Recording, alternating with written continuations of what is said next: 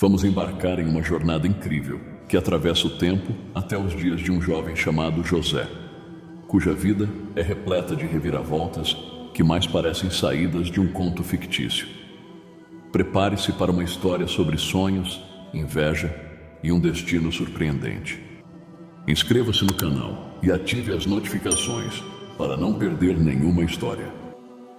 Era uma vez, em uma terra distante chamada Canaã, um homem chamado Jacó vivia com sua grande família.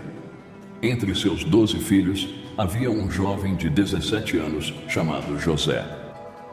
José era especial para seu pai, não só porque era um dos filhos de sua velhice, mas havia algo em seu coração e seu espírito que o tornava diferente dos demais. Para mostrar seu amor especial, Jacó deu a José uma túnica colorida, tão vibrante e única que atraía olhares por onde passava. Mas com grande destaque vem grande inveja. Os irmãos de José, ao verem essa túnica maravilhosa e a atenção especial que ele recebia, foram consumidos pela inveja. Eles murmuravam entre si, lançando olhares escuros na direção de José sempre que ele passava, com sua túnica flutuando ao vento. Então, uma noite, José teve um sonho. No sonho, ele e seus irmãos estavam no campo amarrando feixes de trigo. De repente, o feixe de José se levantou e permaneceu em pé, enquanto os feixes dos irmãos se curvavam diante dele. Quando José contou esse sonho aos seus irmãos, imaginem só, a inveja deles virou fúria. Vais realmente reinar sobre nós? Eles zombavam, a raiva fervendo em seus corações. Como se isso não bastasse, José teve outro sonho. Desta vez, o sol, a lua e 11 estrelas se inclinavam perante ele. Ao contar este sonho, até seu pai o repreendeu. O que é esse sonho que tiveste? Eu, tua mãe e teus irmãos realmente vamos nos curvar até o chão diante de ti? Mas no fundo, Jacó guardou essas palavras, ponderando sobre o que poderiam significar. Um dia, os irmãos de José foram pastorear o rebanho de seu pai em Siquém, uma terra distante. Após alguns dias, Jacó disse a José: não quero que seus irmãos fiquem sozinhos por tanto tempo. Por que não vai verificar se está tudo bem com eles e com os rebanhos? Traga-me notícias de volta. José, sem hesitar, partiu na missão dada por seu pai. Quando José se aproximou de Siquém, seus irmãos o avistaram de longe. Antes mesmo de ele chegar perto, um plano malévolo começou a se formar em suas mentes. Aqui vem aquele sonhador. Eles sussurravam entre si, com um brilho sombrio nos olhos. Vamos matá-lo e jogar seu corpo em uma das cisternas. Diremos que um animal selvagem o devorou. Vamos ver o que acontece com seus sonhos então. Mas Rúben, o mais velho, tentou salvar José. Ele sugeriu: não vamos tirar sua vida. Joguem-no nesta cisterna aqui no deserto, mas não coloquem as mãos nele. Rúben planejava voltar mais tarde para resgatar José e levá-lo de volta ao seu pai. Quando José chegou, sem uma palavra, eles o atacaram, arrancaram a túnica colorida de suas costas e o jogaram na cisterna vazia, sem água. Sentando-se para comer, os irmãos mal perceberam o destino que estavam tecendo, não só para José, mas para todos eles. E assim começa a saga de José, uma jornada de provações, traição e, eventualmente, triunfo. Mas como José passa da escuridão de uma cisterna vazia para a luz de um destino grandioso? Bom, é o que veremos a seguir. Enquanto José estava na cisterna, os irmãos viram ao longe uma caravana de ismaelitas, seus camelos carregados de especiarias, bálsamo e mirra, a caminho do Egito. Foi então que Judá, um dos irmãos, teve uma ideia. O que ganharemos se matarmos nosso irmão e escondermos o seu sangue? Vamos vendê-lo aos ismaelitas e não tocaremos nele. Afinal, ele é nosso irmão, nosso próprio sangue. Os outros concordaram. Quando os mercadores ismaelitas se aproximaram, Os irmãos puxaram José para fora da cisterna e o venderam por 20 peças de prata. José, agora um escravo, foi levado para longe, para o Egito, deixando para trás sua vida, sua família e seus sonhos. Enquanto isso, os irmãos bolaram um plano terrível para encobrir seus atos. Eles pegaram a túnica colorida de José, mergulharam-na no sangue de um bode e a levaram para seu pai, dizendo: "Encontramos isso. Veja se é a túnica do seu filho ou não." Jacó a reconheceu imediatamente e ficou devastado, rasgando suas roupas em sinal de luto profundo. "Uma fera selvagem devorou meu filho." José foi despedaçado. Ele chorou, recusando-se a ser consolado. Assim, Jacó chorou por seu filho durante muitos dias, enquanto José enfrentava um futuro incerto no Egito. Ao chegar no Egito, José foi vendido a Potifar, um oficial de Faraó, capitão da guarda. Mas mesmo nas profundezas do desespero, a mão de Deus estava com José. Ele prosperou em tudo o que fazia, ganhando a confiança e o favor de Potifar, que logo percebeu que o Senhor estava com José, fazendo prosperar tudo em suas mãos. Por isso, Potifar colocou José como responsável por sua casa e propriedades. E com José no comando, a bênção do Senhor estava sobre tudo o que Potifar possuía, tanto em casa quanto no campo. Mas a vida de José estava prestes a tomar outro rumo inesperado. A esposa de Potifar, atraída por José, tentou seduzi-lo repetidamente. José, no entanto, recusou suas avanças, dizendo: "Como poderia eu cometer tão grande maldade e pecar contra Deus?" Um dia, quando estavam sozinhos, ela agarrou sua capa, mas José fugiu, deixando-a para trás. Furiosa por ter sido rejeitada, ela acusou José de tentar violentá-la, usando sua capa como prova. Potifar, ao ouvir as acusações de sua esposa, ficou irado e mandou José para a prisão, onde ficavam os prisioneiros do rei. Na prisão, assim como na casa de Potifar, José encontrou favor aos olhos do carcereiro, que logo percebeu que José era especial. O Senhor continuou com José, mostrando-lhe sua lealdade e fazendo prosperar tudo o que ele fazia. Assim, o carcereiro colocou sob a responsabilidade de José todos os que estavam na prisão. E tudo o que lá se fazia passava por ele. Na prisão, José encontrou-se com dois personagens incomuns, cada um aflito por sonhos misteriosos que perturbavam suas noites. Eram o copeiro e o padeiro do faraó, ambos caídos em desgraça e confinados nas mesmas paredes sombrias que José. Certa manhã, ao vê-los abatidos e confusos por causa de sonhos que tiveram na noite anterior, José, movido pela compaixão e curiosidade, perguntou-lhes o motivo de tanta tristeza. Com a hesitação de quem se agarra a um último fio de esperança, eles compartilharam seus sonhos com José. Com a sabedoria concedida por Deus, José interpretou os sonhos. O copeiro seria restaurado à sua posição, mas o padeiro, infelizmente, enfrentaria a execução. E assim como José havia interpretado, assim aconteceu. Mas antes que o copeiro deixasse a prisão, José fez um pedido: "Lembre-se de mim quando estiver bem.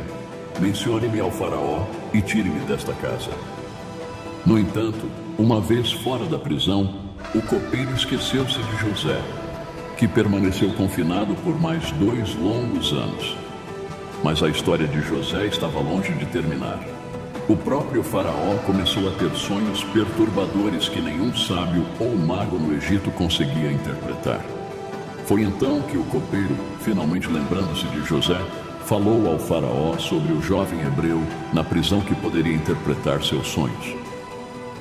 José foi rapidamente trazido diante do faraó, que lhe contou seus sonhos: 7 vacas gordas, devoradas por 7 vacas magras, e 7 espigas cheias e boas, engolidas por 7 espigas finas e queimadas pelo vento leste. Com a humildade de quem sabe que seus dons vêm de um poder maior, José interpretou os sonhos como 7 anos de grande abundância, seguidos por 7 anos de fome severa, que assolaria o Egito. Ele aconselhou o faraó a nomear um homem sábio e discernido para administrar o Egito durante os anos de abundância, armazenando grãos para preparar o país para os anos de fome futuros.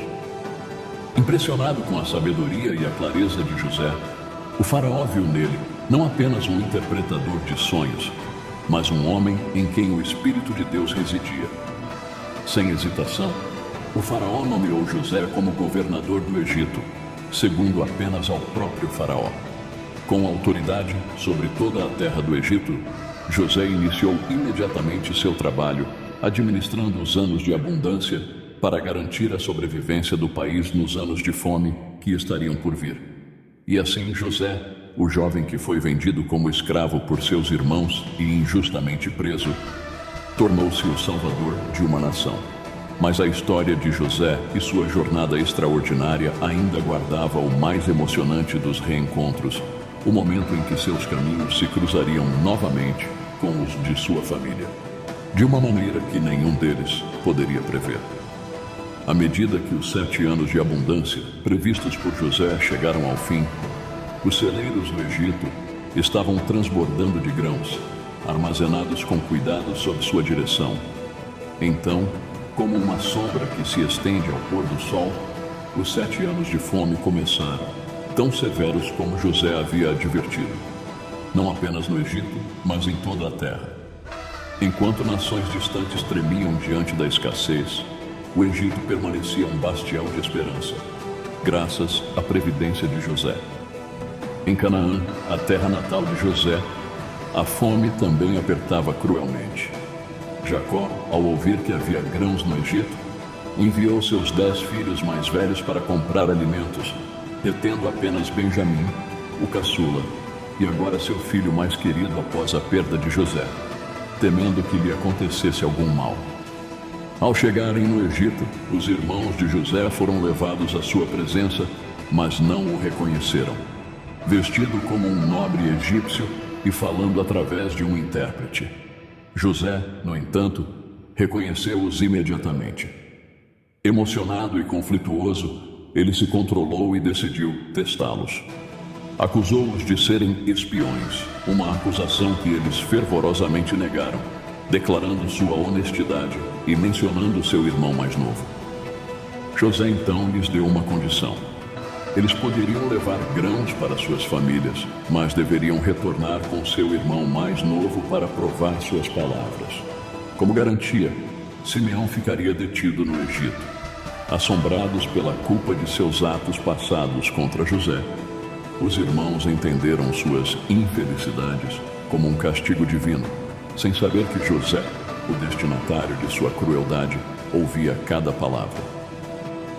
Retornando a Canaã com os grãos, mas sem Simeão, eles relataram tudo a Jacó, que se recusou a enviar Benjamim ao Egito. Somente quando a fome se intensificou novamente, e após Judá se comprometer pessoalmente pela segurança de Benjamim, Jacó consentiu relutantemente. Em seu retorno ao Egito, com Benjamim agora entre eles, José os recebeu calorosamente, liberando Simeão e convidando-os para uma refeição em sua casa. Lá, ele fez um último teste. Plantou uma taça de prata na bagagem de Benjamim. Quando os irmãos partiram de volta para casa, eles foram rapidamente alcançados e acusados de roubo.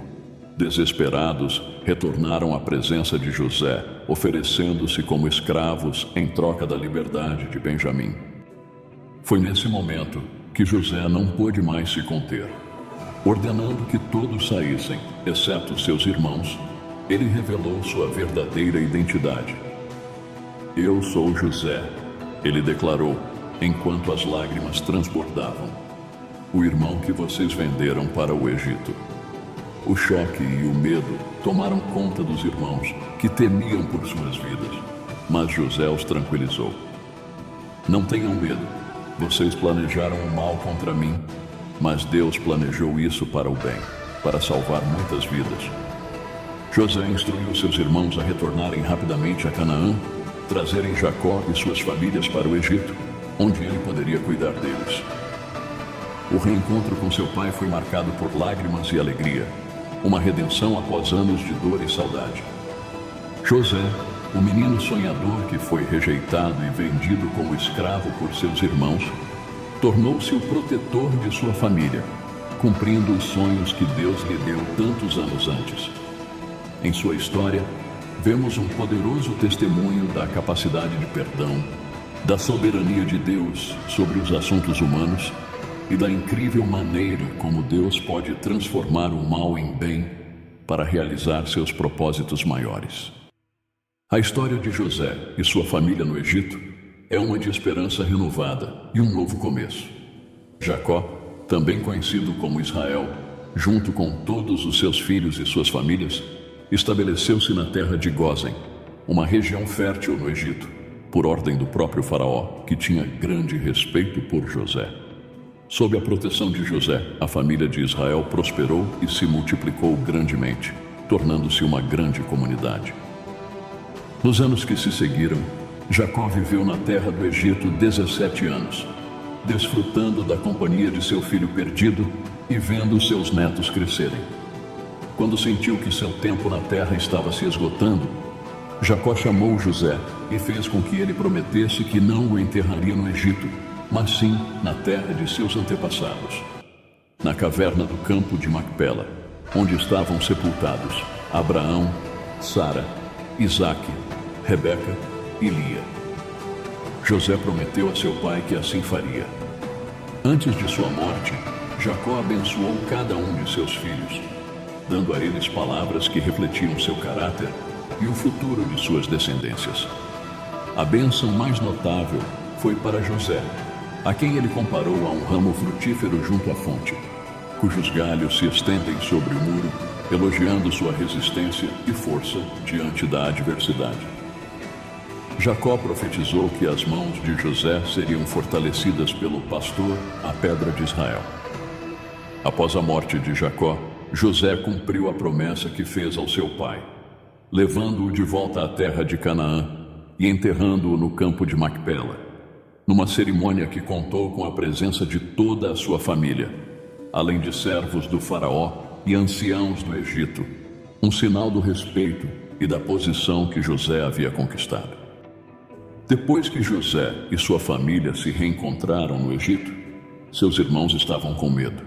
Eles pensaram que José poderia querer se vingar por tudo de ruim que fizeram com ele no passado.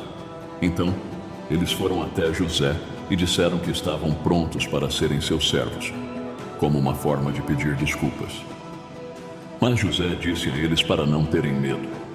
Ele explicou que, mesmo eles tendo feito coisas ruins para ele, tudo aconteceu por uma razão maior que só Deus conhece. José acreditava que Deus usou essas situações difíceis para ajudar muitas pessoas, inclusive eles, a sobreviverem a uma grande fome. José falou para seus irmãos que ele cuidaria deles e de suas famílias, mostrando que os perdoou de verdade. E assim, ele acalmou o coração deles, mostrando que não guardava mágoas. José viveu no Egito até os 110 anos, vendo a terceira geração de seus descendentes. Antes de sua morte, ele fez os filhos de Israel jurarem que, quando Deus os visitasse e os levasse de volta à terra prometida a seus antepassados, levassem seus ossos consigo.